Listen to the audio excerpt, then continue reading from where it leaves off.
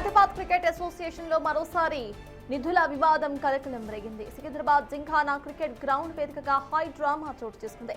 ఒకవైపు నిధుల దుర్వినియోగంపై HCA president press meet నిర్వహిస్తుండగా మరోవైపు క్రికెట్ సంఘాల ప్రతినిధులు మెరుపు ధర్నాకు దిగారు. దీంతో జింఖానా గ్రౌండ్ రణరంగంగా మారింది.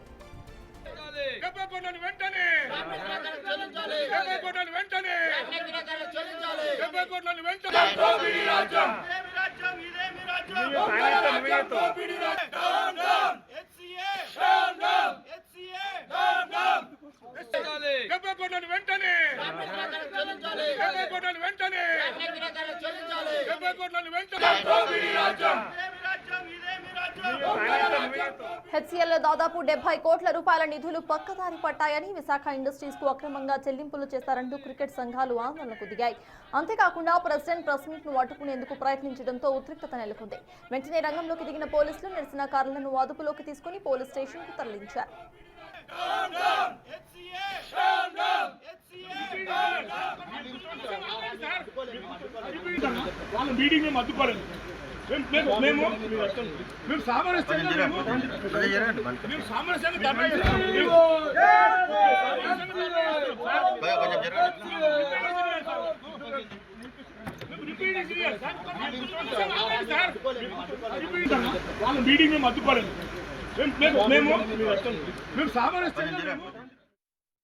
క్రికెట్ అసోసియేషన్ గత 70 సంవత్సరాల నుండి గ్రామీణ ప్రాంత క్రికెటర్లకు అన్యాయం చేస్తూ ఉంది.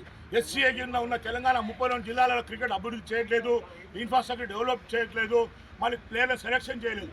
మరి అలాంటి పరిస్థితుల్లో బీసీసీఐ నుండి వచ్చిన నిధులను హైదరాబాద్ క్రికెట్ పక్కదారి పట్టించి విశాఖ ఇండస్ట్రీస్కు చెల్లించడం అనేది చాలా దౌర్భాగ్యం. నేను ఒక మాజీ స్పోర్ట్స్ ఛానల్ చైర్మన్గా, తెలంగాణ క్రికెట్ ప్లేయర్గా, ఎస్సీఏ మెంబర్గా, నేను రంజురావు కోచ్ మేనేజర్గా నేను గంటపరంగా చెప్తున్నాను. 4 కోట్ల రూపాయలు విశాఖ ఇండస్ట్రీస్ చెల్లించి ఉప్పల్ స్టేడియం కట్టడానికి ఈరోజు 69 కోట్ల రూపాయలను వాళ్ళు వసూలు చేసుకొని బ్యాంక్ ఖాతాలో వేసుకోవడం అనేది చాలా దౌర్భాగ్యము.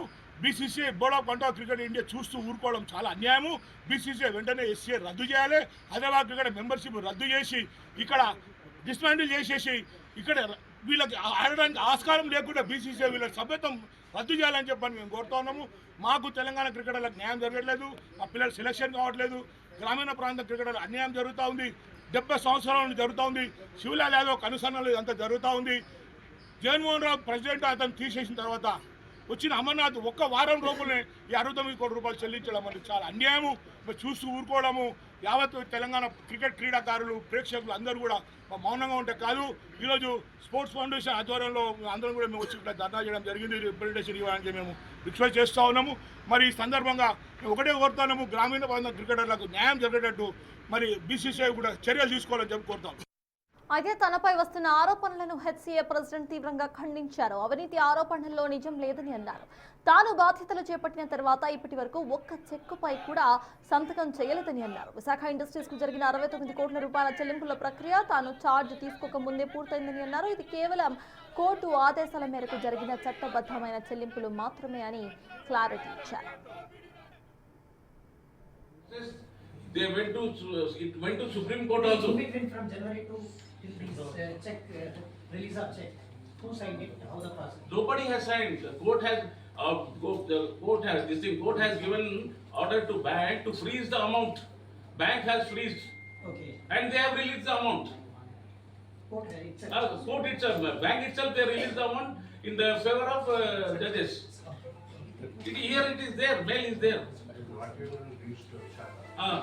And still the deposit, they have deposited in the court and they have now given it to Vishaka. It is coming in the paper that I have made the payment.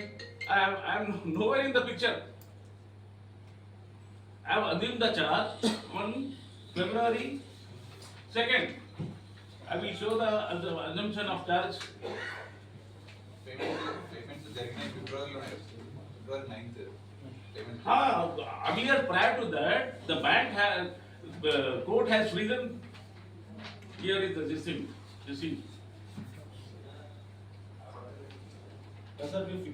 It's a commercial court order. On January 3rd, they have freeze the account and they have freeze the 68 crores also.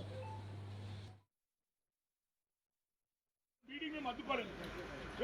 మేము సామరస్యంగా ధర్నా చేస్తాం.